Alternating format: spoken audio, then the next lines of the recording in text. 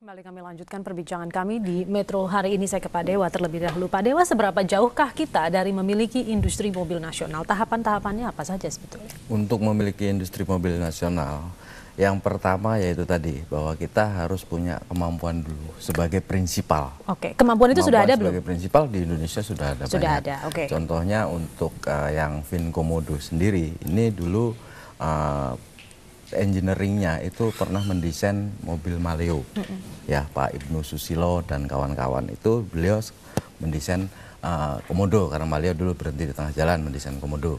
Pertama kita harus menjadi prinsipal dulu untuk memiliki mobil nasional itu, karena kalau tidak sebagai kita bukan sebagai prinsipal, maka kita kelompoknya adalah sebagai ATPM atau karoseri atau modifikasi ya.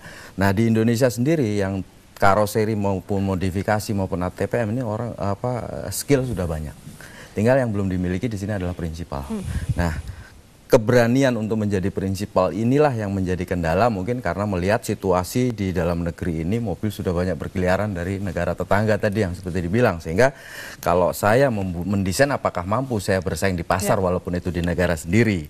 Nah, pemikiran itu yang kemudian dari kelompok Asianusa kami yang 8 kendaraan ini, kami mencoba untuk masuk ke jalur ke segmen pasar yang beda.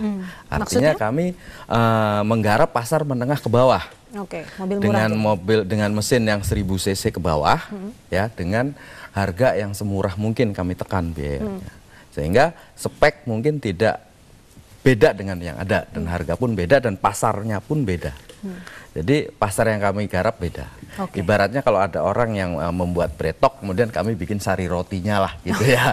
Jadi teknologi prosesnya kan beda, kemudian juga pasar yang kami garap beda. Tapi ini kalau laris malah menimbulkan masalah baru, terutama di Jakarta, kemacetannya begitu ya. Tapi saya itu rasa di Jakarta kalau segmentasi mungkin akan beda ya, artinya mungkin tidak begitu laku lah di Jakarta. Targetnya ke daerah-daerah. Targetnya mungkin ke daerah-daerah karena memang menengah ke bawah di Jakarta kan sedikit. Baik. Saya ke Pak Jokowi kalau begitu. Pak Joko, kalau kita bicara soal persaingan begitu, jika kita sudah punya industri mobil nasional, menurut Anda mampukah bisa bersaing atau bisa menggrab market yang cukup besar di Indonesia ini?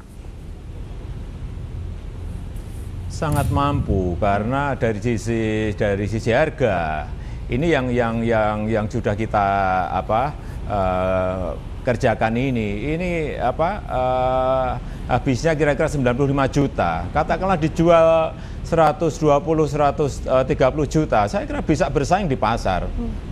Hitung-hitungan kalkulasi yang kami punyai, saya kira mobil sejenis ini harganya kira-kira 230-240. Kalau kita jual harganya separuh, saya kira akan merajai di pasar mobil nasional. Saya sangat yakin sekali. Kalau tipikal orang Indonesia itu, saya tidak katakan semua, tapi ada stereotypingnya bahwa biasanya lebih suka membeli produk luar negeri begitu dibandingkan produk dalam negeri. Anda melihat ini akan jadi kendala tidak, Pak Joko? Tidak, yang paling penting pemimpin berikan contoh. Harus berani memberikan contoh. Ini masalah keberanian. Juga memulai Mopnas. Ini juga sebuah keberanian. Kalau memang kita berani, mempunyai kemauan, mempunyai niat, saya yakinnya mampu kita. Bisa kita. Kami lanjutkan perbincangan di Metro hari ini. Kami sedang berbicara soal mimpi mobil nasional. Saya ke Pak Budi Darmadi. Pak Budi, sebetulnya apa yang sudah bisa dibuat oleh anak bangsa kita ini saat ini? Ini saya kasih gambaran, Mbak ya. Kita itu punya 20 industri perakitan dan 800 industri komponen, Mbak. Dan itu semua membuat komponen otomotif, Mbak. Jadi kalau Mbak lihat tahun ini kita keluarkan 880.000 mobil, itu hampir semuanya buatan Indonesia, Pak. Jadi meskipun mereknya multinasional, tapi sebenarnya itu adalah buatan orang Indonesia, Pak. Malah di desain-desain yang terbaru, model terbaru, itu engineer kita ikut mendesain, Pak. Ground clearance-nya ditinggikan, PR-nya ditambah lebih berat, Excel-nya dibikin lebih kuat, dan sebagainya. Karena disesuaikan dengan kondisi Indonesia. Makanya kita bisa ekspor ke lebih dari 60 negara, Mbak. Karena buatan mobil kita bagus dan tahan banting. Sudah terbukti begitu ya? Sudah terbukti, Mbak. Sampai ke Amerika Latin. Malah kita ngajarin orang Amerika untuk merakit karena kita lebih bagus merakitnya. Jadi Anda optimis kalau soal market gitu di Indonesia sendiri pasti akan bisa? Pasti. Karena kita ada sekitar 50 juta pengendara sepeda motor di jalan sekarang. Kalau mereka tanya, kita berhenti, kita tanya, Mas atau Mbak, kalau punya uang mau beli mobil nggak? Pasti jawabnya iya, Pak. Jadi pasarnya pasti akan ada, Pak. Dan yang macet itu kan hanya di kota-kota besar saja, Pak.